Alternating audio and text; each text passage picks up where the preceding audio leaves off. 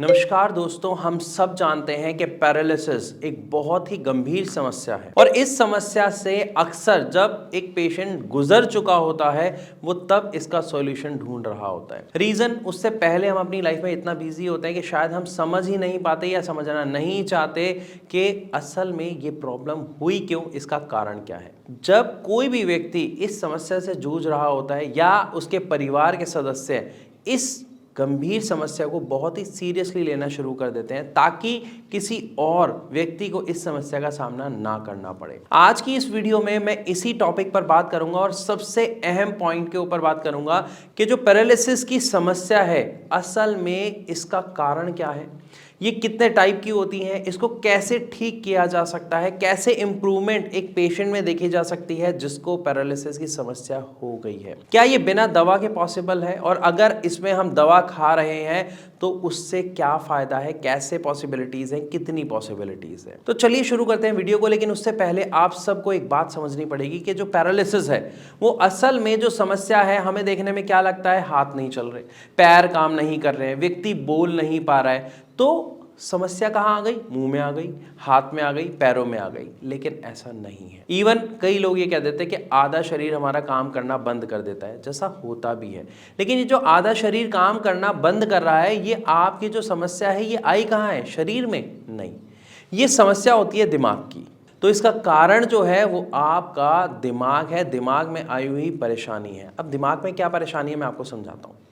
असल में पैरालिसिस दो तरीके का होता है। आप जब इसको समझेंगे तो आप समझ जाएंगे कि दिमाग में परेशानी से कैसे पैरालिसिस हो रहा है। जो दो तरीके का पैरालिसिस है उसमें पहला होता है इस्चमिक और दूसरा होता है हेमरेज। ये दो नाम है जो साइंटिफिकली आप जब किसी को भी पैरालिसिस होता है तो आपको रिपोर्ट्स वगैरह में देखने को मिल जाएगा। मैं ये क्यों बता रहा हूँ, क्योंकि ये दो तरीके का जो पैरालिसिस है इससे आप सबसे पहले समझ सकते हैं कि आप या आपके परिवार में अगर किसी को पैरालिसिस हुआ है तो वो कौन सा हुआ है और किस तरीके से उसका आगे फर्दर इंप्रूवमेंट या ट्रीटमेंट किया जाए। तो जब हम बात करते हैं ना इस्चमिक की, तो उसमें क्या होता है कि हमारा ब्लड पूरे हमारे बॉडी में फ्लो कर रहा है, हम सब जानते हैं। और जो ब्लड है उसका काम क्या है, हमारे बॉडी के अलग अलग ऑर्गन्स तक ऑक्सीजन पहुंचाना। जो हम सांस लेते हैं वो ऑक्सीजन हमारा ब्लड लेता है और उसके बाद बॉडी के अलग अलग पार्ट्स को ऑक्सीजन देता है, क्योंकि हमारी बॉडी के जितने भी पार्ट्स हैं वो काम करते हैं ऑक्सीजन के बेस पे। लेकिन जब यही ब्लड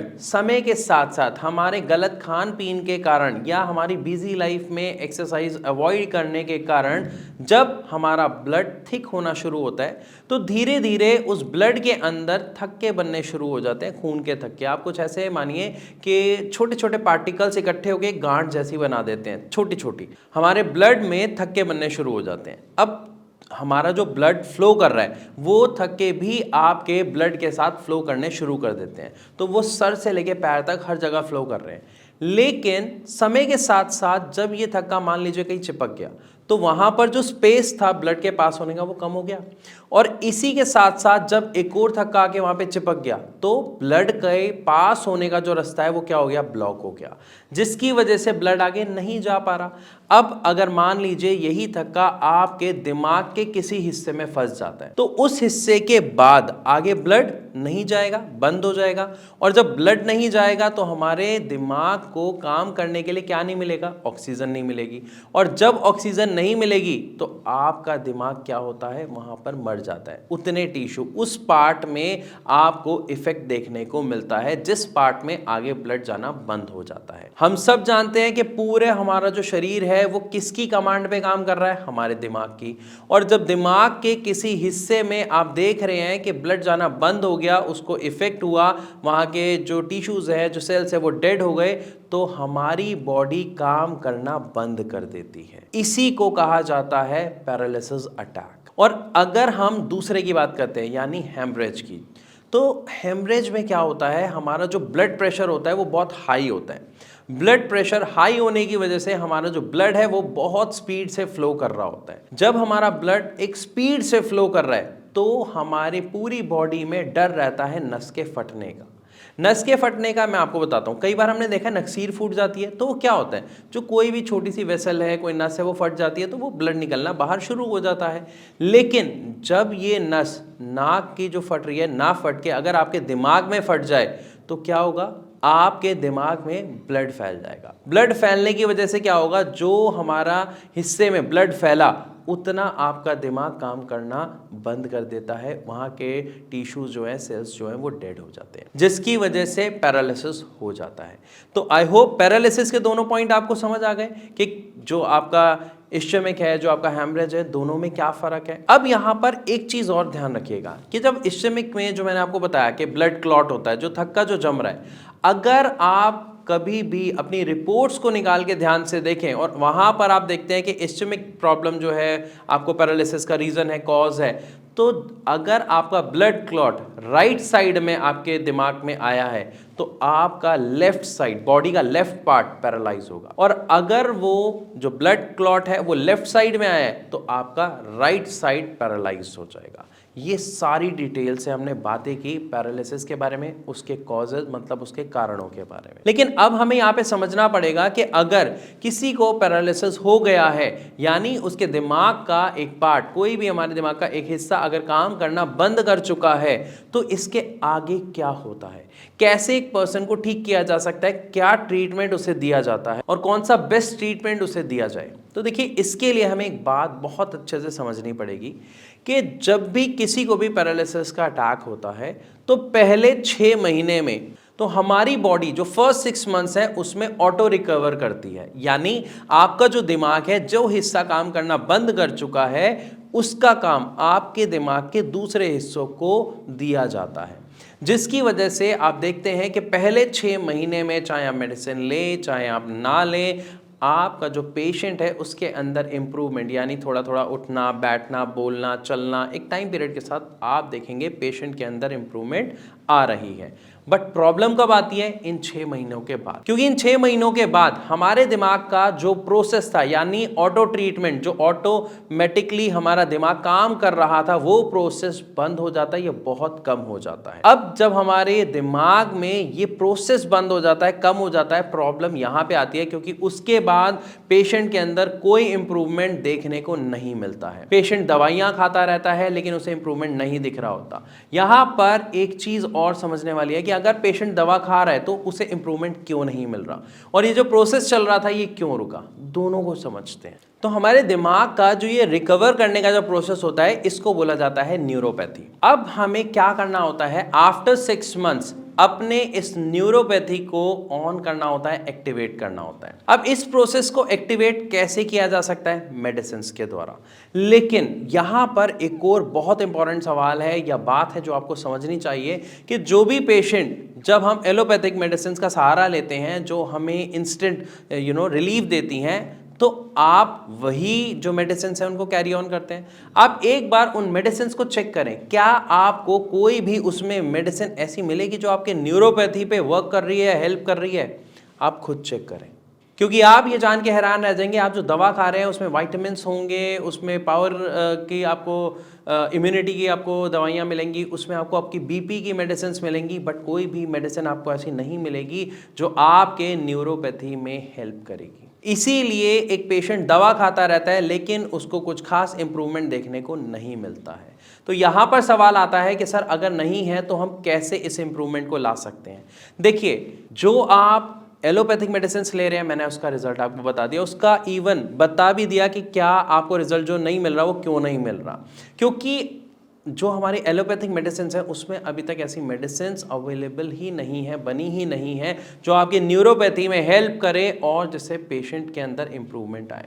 लेकिन अगर हम बात करते हैं आयुर्वेदिक मेडिसिन की और होम्योपैथिक मेडिसिन की, दोनों में आपको ऐसी मेडिसिन मिलेंगी, बल्कि मिलती हैं, जिससे न्यूरोपैथी का जो प्रोसेस है उसको स्टार्ट किया जाता है, हेल्प मिलती है, जिसकी वजह से एक पेशेंट में जो रिकवरी रेट है वो काफ़ी ज़्यादा बढ़ जाता है। क्योंकि जो भी पेशेंट हमारे यानी भारत होम्योपैथी में आते हैं अपने ट्रीटमेंट के लिए, उनका एक ही सवाल होता है कि सर जो आपकी होम्योपैथिक मेडिसिन है वो किस तरीके से मदद करती हैं हमारी। तो उसका जवाब आई होप सबको मिल गया होगा कि जो भी मेडिसिन न्यूरोप्लास्टिसिटी में हेल्प करती है, उससे प्रमोट करती है, या आप ये कहें कि उसके प्रोसेस को एक्टिवेट कर देती है, वो सारी मेडिसिन एक पैरालिसिस पेशेंट के लिए बहुत ज़्यादा हेल्पफुल है। और जब पेशेंट हमारे यहाँ आता है तो हम उनको मेडिसिन के साथ साथ एक राइट एक्सरसाइज का पैटर्न भी फॉलो कराते हैं। अब यहां पर एक्सरसाइज के पैटर्न फॉलो कराने के ऊपर मैं जोर क्यों दे रहा हूं, आप इसको समझिएगा। जब हमारे ब्रेन के जिस हिस्से में नुकसान हो गया वो तो हो गया, अब उसको दोबारा ठीक नहीं किया जा सकता, ये फॉर श्योर है, ये समझ लीजिएगा। लेकिन जो नया हिस्सा है, जो नया ब्रेन का पार्ट है, उसको हमें क्या करना है, उसको हमें ट्रेंड करना है, क्योंकि वो एक नया पार्ट है। अब जब नया पार्ट होता है वो सेम उस बच्चे की तरह है जिसको कुछ नहीं आता, तो बच्चों को हम सारी चीजें धीरे धीरे सिखा रहे होते हैं। इसी तरीके से हमें अपने दिमाग को दोबारा ट्रेंड करना होता है उन सभी चीजों के बारे में जो हमारा दिमाग नुकसान कर चुका है, भूल चुका है, उसे वो सारी चीजें दोबारा सिखानी होती हैं।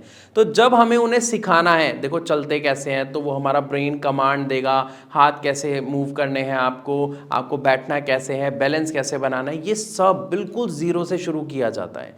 तो यहां पर हमारे ब्रेन को जब ये सारी चीजें सिखानी है तो इसका एक सेट पैटर्न होता है जिससे उन्हें ये सारी चीजें बिट बाय बिट यानी छोटी छोटे पॉइंट से सिखाई जाती हैं। उसके लिए उनका एक सेट पैटर्न ऑफ एक्सरसाइज उन्हें समझाया जाता है, जिसको फॉलो करके उनके जो रिजल्ट्स हैं वो बहुत अच्छे उन्हें देखने को मिलते हैं। और इसी के साथ साथ डाइट भी एक बहुत ही महत्वपूर्ण रोल निभाती है एक पैरालिसिस पेशेंट की लाइफ के लिए, क्योंकि जो डाइट आप ले रहे हैं वो डाइट कैसी है, आपको उस डाइट से पावर मिल रही है या नहीं, आप उसको डाइजेस्ट कर पा रहे हैं या नहीं, वो पेशेंट उस डाइट को एक्चुअली खा पा रहा है या नहीं, ये सारी चीज़ें ध्यान में रखते हुए doctor time to time diet में चेंज करते हैं और उन्हें ऐसी डाइट देते हैं जिससे सबसे पहले उन्हें पावर मिले। क्योंकि जब आप माइंड को कोई भी चीज़ सिखाओगे, आप एक्सरसाइज कराओगे, तो उसमें एनर्जी लगेगी और उस एनर्जी के लिए हमें क्या चाहिए, हमें अच्छी डाइट चाहिए। लेकिन जो पेशेंट की हालत होती है वो वहाँ पर डाइट अच्छी कंज्यूम करने के लेवल पे नहीं होता है, क्योंकि स्टार्टिंग में तो पेशेंट कुछ खा ही नहीं पाता है, उसे सिर्फ लिक्विड डाइट पे रखा जाता है। लिक्विड डाइट के बाद धीरे धीरे उसे रॉ फॉर्म की डाइट पे लाया जाता है। रॉ मतलब उसे जितना भी जो खाना दिया जाता है वो लिक्विड से थोड़ा सा ऊपर, मान लीजिए जैसे रोटियां हैं तो रोटी को दाल में गला के छोटे छोटे टुकड़े करके उसको ग्राइंड करके मतलब चटनी जैसा बना दिया जाता है, उसको धीरे धीरे वो दिया जाता है। उसके बाद धीरे धीरे उसकी जो कंसिस्टेंसी है उसको चेंज किया जाता है। अब ये सारी जो डिटेल है ना, ये जब पेशेंट हमारे पास आते हैं, हमारे डॉक्टर से बात करते हैं, इवन जो नंबर आपको स्क्रीन पे दिखाई दे रहे हैं, आप वहां पर भी कॉल करके हमारे डॉक्टर से बात कर सकते हैं, फ्री ऑफ कॉस्ट कंसल्ट कर सकते हैं।